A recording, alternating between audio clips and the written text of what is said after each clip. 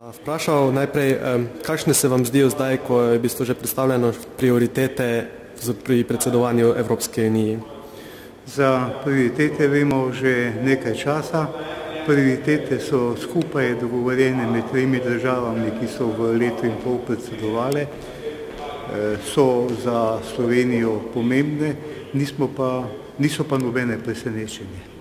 Najtežja, ki jo bomo imeli, bo gotovo ureditev razmer na Zahodnem Balkanu in na Kosovu. Potem pa bi vas nadalje vprašal, kakšno je mnenje poslanske skupine SD glede novega predlaganega zakona o prevzemih? Mi bomo zakon o prevzemih in tudi zakon o bančnem poslovanju podprli. Menimo, da je prav iskati ali pa začeti iskati rešitve, ki bodo onemogočale, da prihaja pri preoblikovanju družb do zlorab, in predlagani zakoni so v tej smeri. Nekateri so tudi očitali vladnim predstavnikom, da so zakon sedaj poslali v proceduro samo zato, ker niso več na strani tajkunov.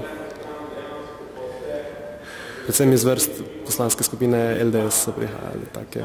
Ja, veste, najbrž v času recimo leta nazaj vlada tega ne bi naredila. Če bi to že lahko. Ali gre pa res za neposredne povezave ali ne, to pa jaz ne upam trditi. Za konec še mogoče malenkost lahkotnejše vprašanje. Jaz sem vprašal, kaj si želite za Božič oziroma novo leto? Želim si miru in zadovoljstva v ožji in širši družini in da bi Slovenija napredovala. Najlepša hvala. Hvala.